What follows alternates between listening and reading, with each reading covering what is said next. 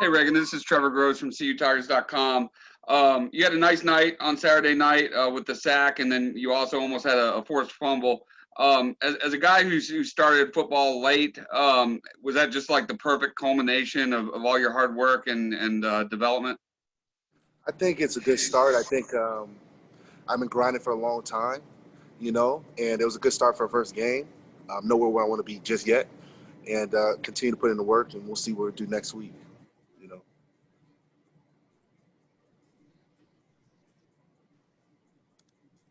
Again, this is Matt Connolly with the State newspaper. Can you tell us just some about your journey to playing football and what it was like kind of getting to this point where you're able to contribute? My journey has been a wild one. As y'all know, I started late. I also I've been here grinding for a long time. This is my 5th year, and I think more than anything, it's important to keep. It's hard to keep that same mind state that you had when you first get here, because you have all the excitement, but to continue to put in work year in and year out, and not necessarily get the results right away. I think it builds a toughness, and it builds a will. And I know what my mind state's like. And more than importantly, in this whole journey, I've found out who I am, and I'll continue to keep coming even if I'm not getting what I necessarily want, and hold on to my vision that I had in the beginning. So this journey it doesn't feel like a surprise. It feels like a part of the journey. Everything I'm doing now is I definitely envisioned, and I'm just keep working, man. I've got a lot of big goals I want to accomplish this year, and it's a good start. It's a good start. Regan, I know you played a lot on special teams. I know I talked to someone the other day that said you're really one of the stronger players that are on this team. Do you feel that way? And how has your strength improved over the last couple of years? Oh, I definitely am one of the stronger players on the team. If we talk about the weight room, there's a lot of big, strong guys too, but definitely on the upper end. And my strength has definitely gone up. Being in this program, being with Coach Batson, best strength coach there is, college, and I'm just thankful for all the support I've had, and in the facility I've had, to be honest with you, and all the nutrition, the castle we got here is unbeatable. So, and of course, like you said, I played a good role on special teams, and I think it's important to play your part, and that's all I'm doing now. Hey, Regan, it's Josh from the Post and Courier. You mentioned what's happening now in your life was all part of your vision. Was it ever hard to keep that vision over the years? Oh, it definitely was like it takes a lot of willpower to keep that vision alive because, for example, y'all, I was playing scout team last year. That's a senior in school playing scout team, and I still have that vision. I'm still, putting in that work, and I'm not necessarily getting what I want right away. So yeah, it definitely tests you to keep that vision going forward. But nonetheless, everyone has questions, but I never stop. I never stop working, And so now I've been given an opportunity where I'm thankful, so I can contribute in a higher ability, and I just want to keep working and get better,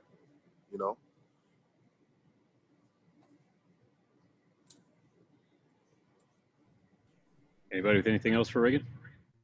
Hey, Regan, it's David. What was the conversation like with your dad after the game? Obviously, he's played at a high level. What was that first phone call like after you went out there and showed out the way you did?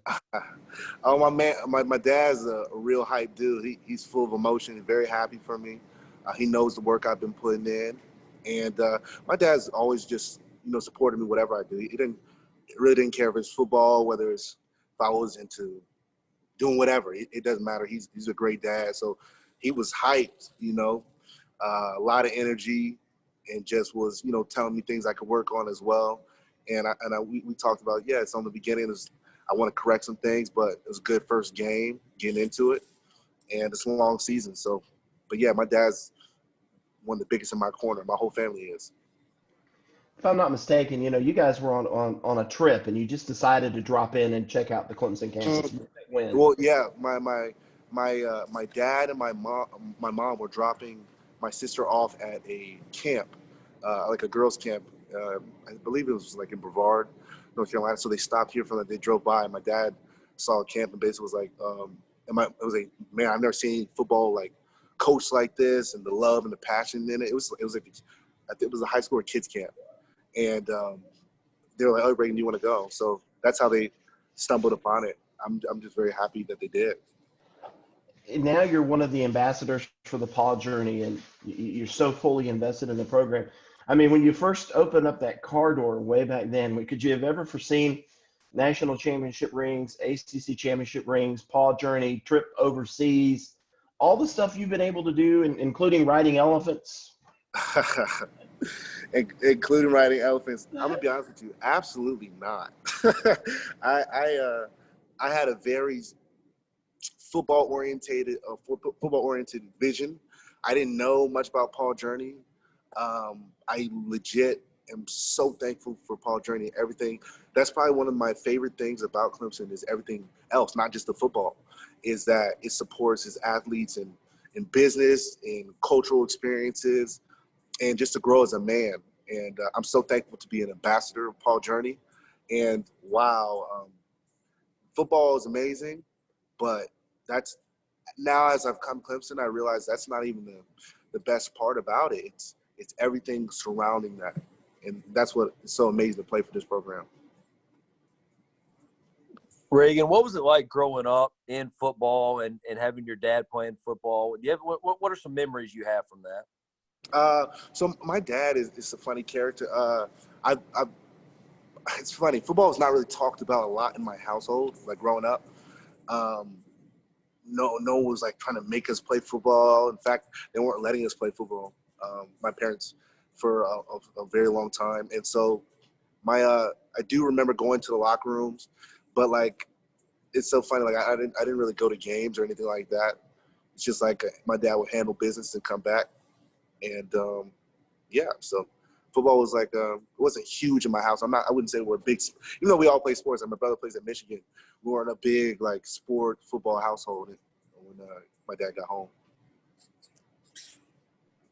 Hey Regan, it's Trevor again. The NCAA has afforded y'all an extra year of eligibility.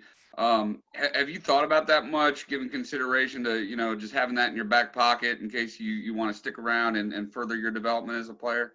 I think that's awesome. To be honest, I've been just focusing on the moment, man. I got so much to focus on right now and work on.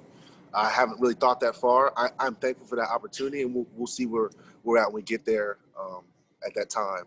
I haven't put huge thought into it.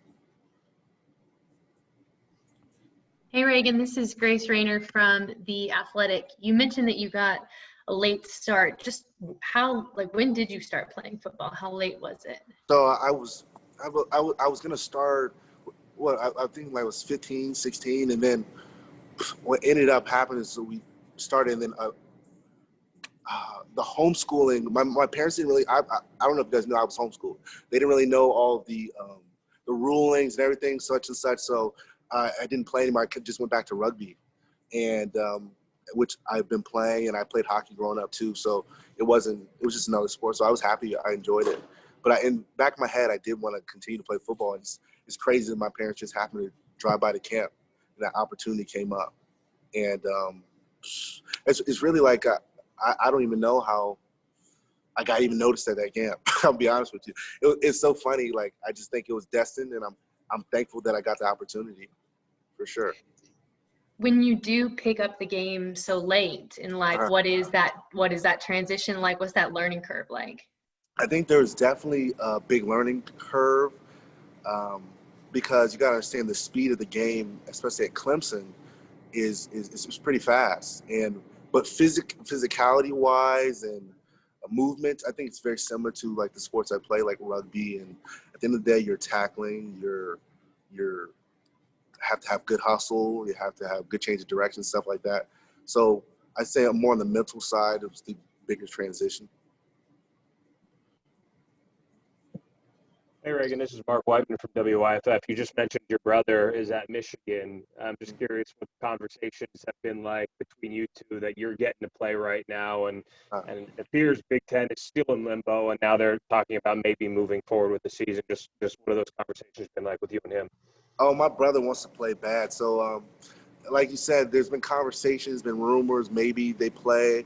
I don't know. He's been, of course, hyped for me, but he wants to play as well. So I think it's kind of like a subject like no one really knows.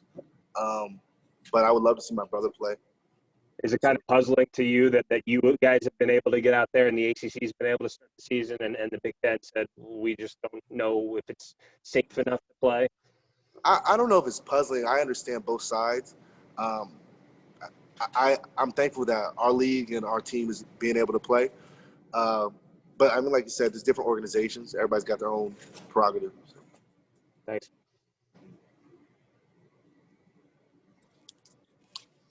Anything else for Hey, Reagan? Reagan, the word out of Ann Arbor, I actually cover Michigan as my main job, but is that your brother had a really strong fall camp. I guess I'm curious what Michigan fans should know about his game and then kind of the behind-the-scenes training you guys had to prepare for this. Oh, yeah, me and my brother, my brother's a dog. You guys are going to find out.